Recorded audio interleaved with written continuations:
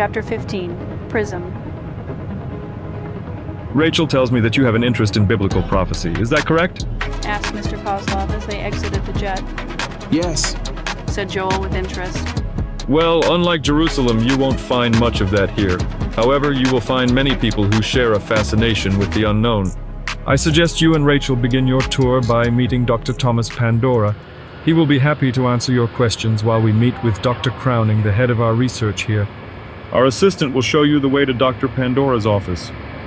Joel had forgotten that Dr. Crowning, the same man who announced the Third Temple, was also the leader of this facility. As they grabbed their briefcases, Mrs. Kozlov took Rachel to the side, speaking sternly. Rachel, when you and Joel meet Dr. Crowning, remember, it is not polite to stare, dear. Then she straightened and walked ahead with Mr. Kozlov. Rachel rolled her eyes, knowing her mother would always treat her like an inferior. As they exited the jet, Joel could see that they were within the radius of the 23-mile tunnel that ran underground through the border of France and Switzerland. The mirrored walls of towering skyscrapers reflected the rugged Jura Mountains, revealing their snowy peaks from above.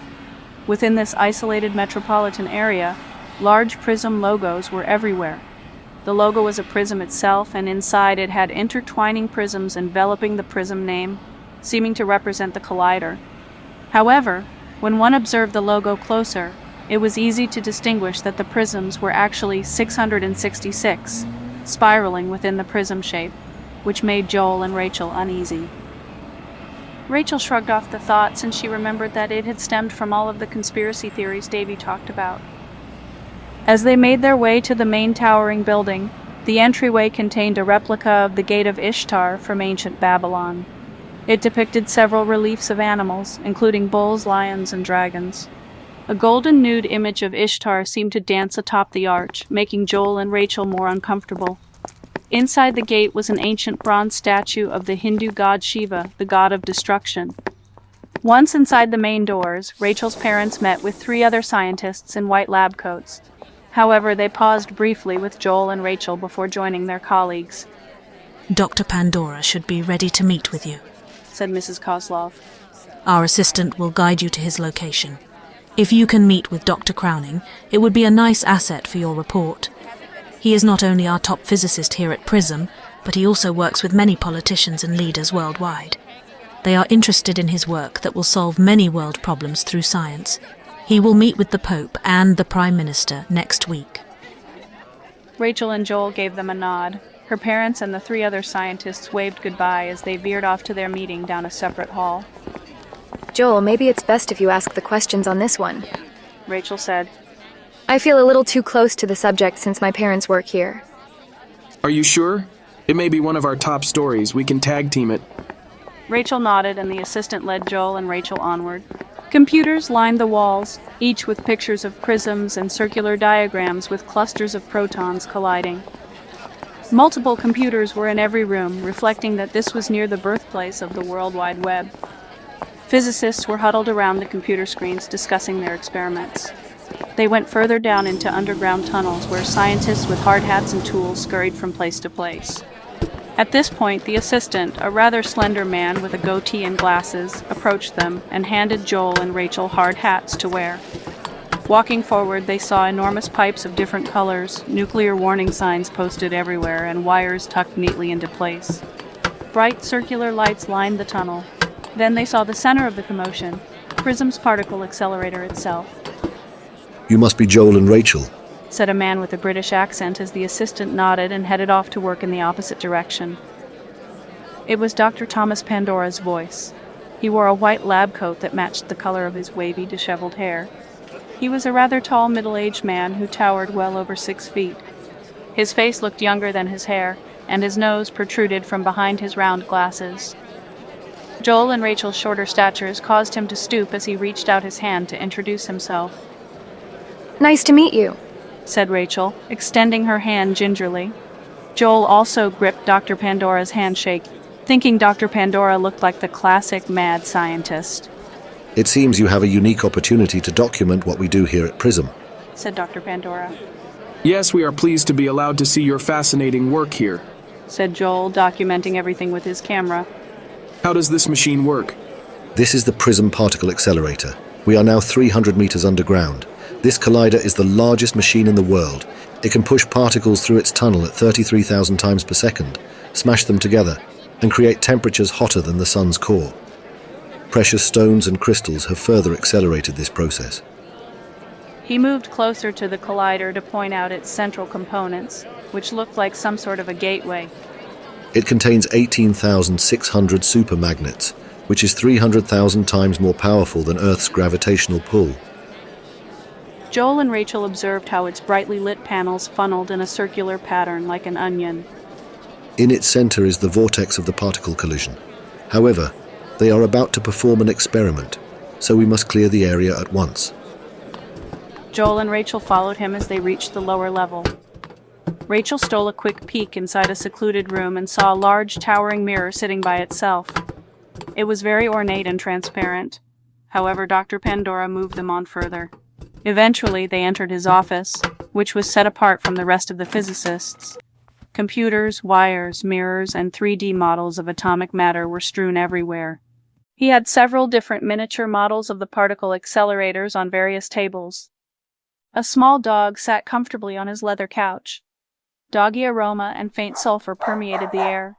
The walls were bare besides the computer monitors, and there were no pictures or personal items other than the dog. Joel patted the dog as it sniffed his legs and shoes, detecting the scent of Chester. Sit, Ben, go on.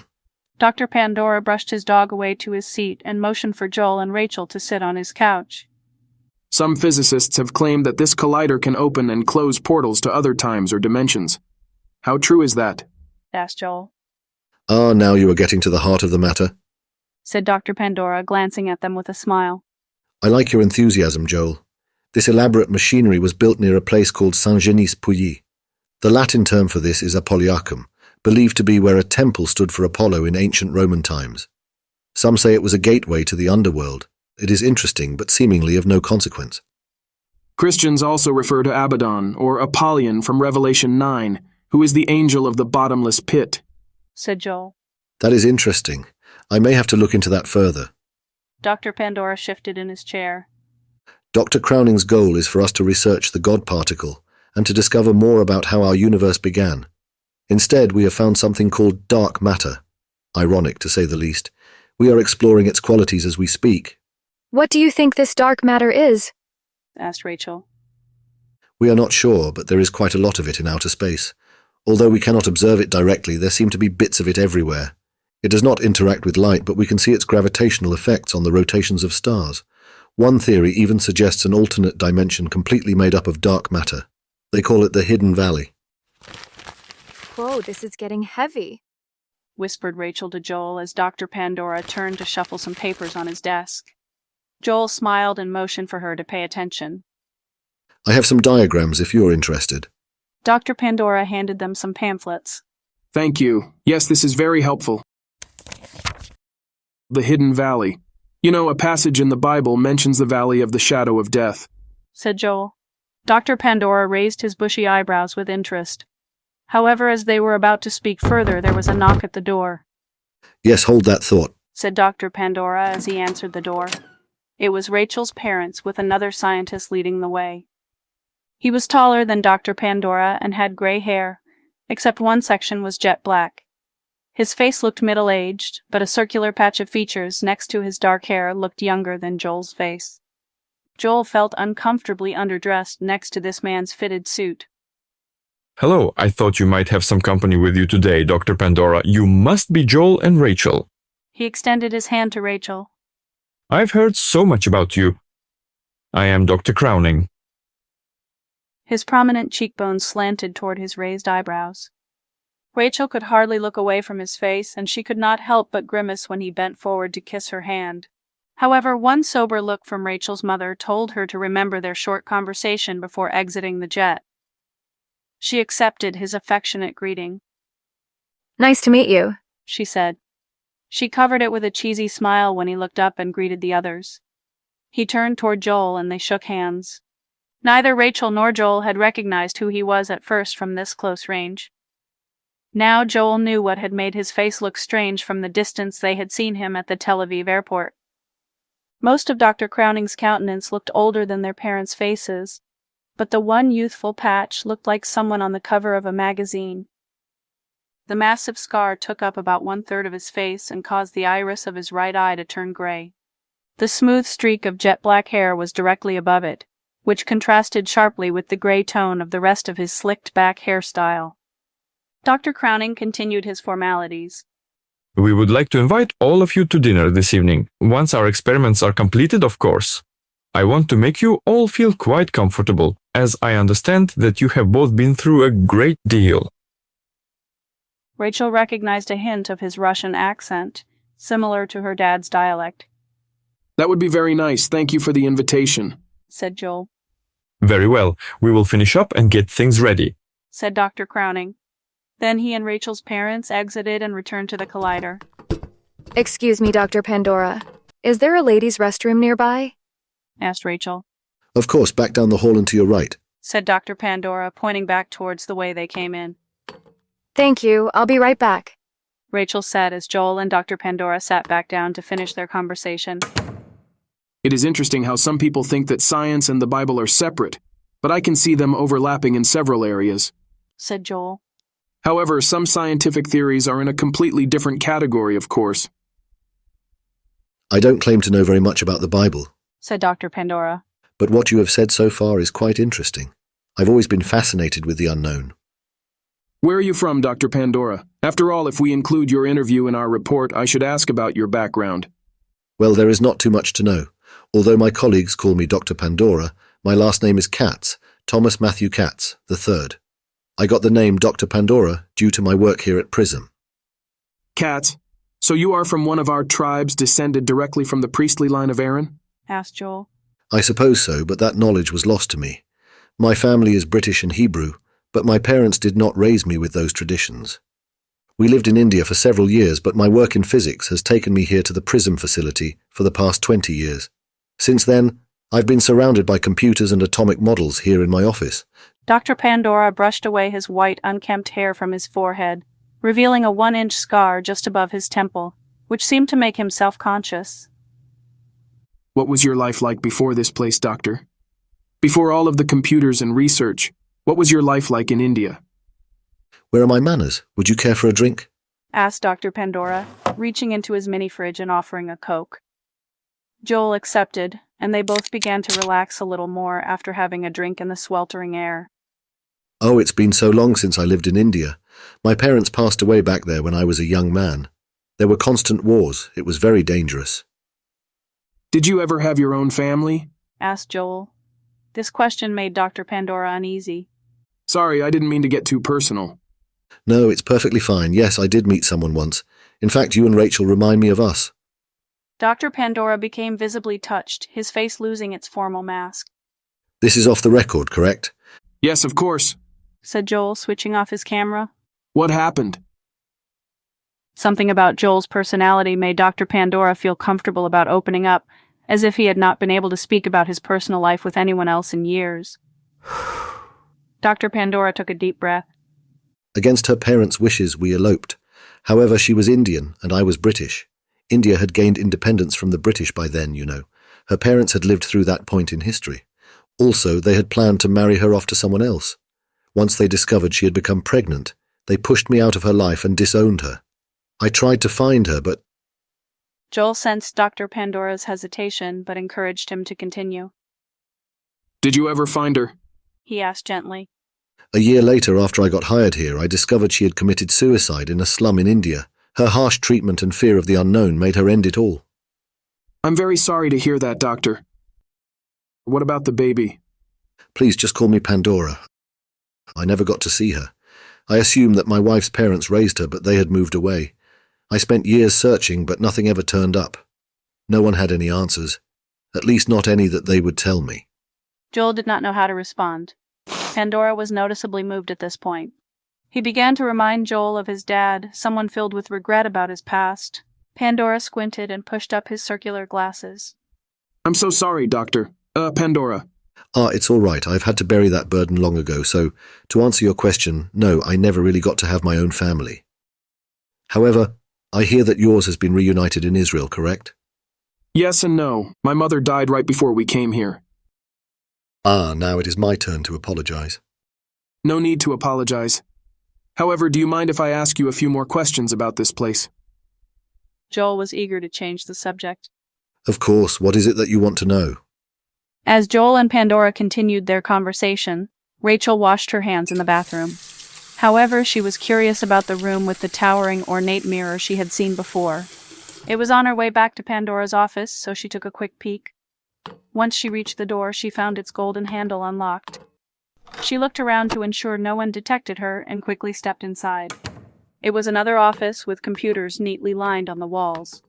The massive mirror stood out by itself. Its golden gilding was so immaculate that she could not help but approach the mirror to touch it. Gold edges enclosed precious stones of various colors, and 2 golden columns supported each side. A serpent's head centered at the top seemed to gaze at her. Figs, grapevines, and pomegranates intertwined one another throughout the circumference of the gilded edge. There was also some sort of inscription that she could not make out since it was in a different language that she did not know, perhaps a different form of Hebrew. Rachel pulled out her phone and took a picture. She saw her reflection in the mirror, and the glass began glowing into a swirling, sparkling pattern as if she could reach inside the glass. Just as she was about to touch it, she heard a handle on the other side of the wall unlatch, and the wall behind the mirror began to move. Rachel quickly darted outside of the door that she had entered, but hid behind it, so that she could see what was happening. As the wall unveiled the particle accelerator in the adjoining room, she saw that Dr. Crowning and her parents had opened the wall. Oh my, this has turned out perfectly, Dr. Crowning. Her mother said, admiring the gilded edges of the mirror that Rachel had just touched. That's not the least of it. Just watch. Said Dr. Crowning. Rachel pulled out her phone to record. Then Dr. Crowning put his hand to the mirror's reflection, pausing his hand on the glass. To Rachel and her parents' amazement, his hand passed through the glass. The mirror seemed to have little resistance as its reflection rippled like water does when one interrupts its surface. However, he could not leave his hand in for long. Some sort of force seemed to push it back out. They gasped as he returned his hand and examined it as if it had temporarily passed into another world. The skin on his hand seemed to look younger, but Rachel could not tell for sure. Astounding, Said Mr. Kozlov. He and his wife were in awe. Rachel could not help but notice a hint of fear on her dad's face. You've done it, Dr. Crowning. Said Mrs. Kozlov, patting his back excitedly. Yes, but there are a few more pieces to add to the experiments before it is ready. Let's get this going. Ready for what? Thought Rachel. Then Mr. Kozlov and Dr. Crowning went to the other room where it opened up. However, Mrs. Kozlov approached the computers near the door where Rachel was hiding. Rachel looked down and noticed her necklace radiating against her chest. Before her mother reached her, she quickly managed to evade back down the hallway toward Pandora's office, shielding her light from view. Rachel could hear Joel still talking with Pandora as she returned to sit beside him. I saw the statue of Shiva at the entrance. What is that about? Asked Joel, unaware of Rachel's shocked countenance. Ah, yes, ironically, that was a gift from India. It represents life force. Replied Pandora. Yes, but doesn't it also represent both the creation and destruction of the world? Asked Joel. Rachel's shock turned to concern, still unnoticed. That may also be true. Said Pandora. However, we are here to discover how the universe was created. Do you realize what an incredible discovery that would be for the world? We are on the brink of the most significant scientific discovery that could actually create a new universe. No longer would there be any worries of overpopulation or pollution. The studies I've seen suggest that God's creation and the Big Bang Theory may align on some level. However, the difference is that God is the one that spoke all things into existence. It didn't happen by accident. Said Joel confidently. I do not rule out such theories. I am interested in researching more into the biblical aspect, although I know many who are not. I would be happy to dive into that topic with you sometime.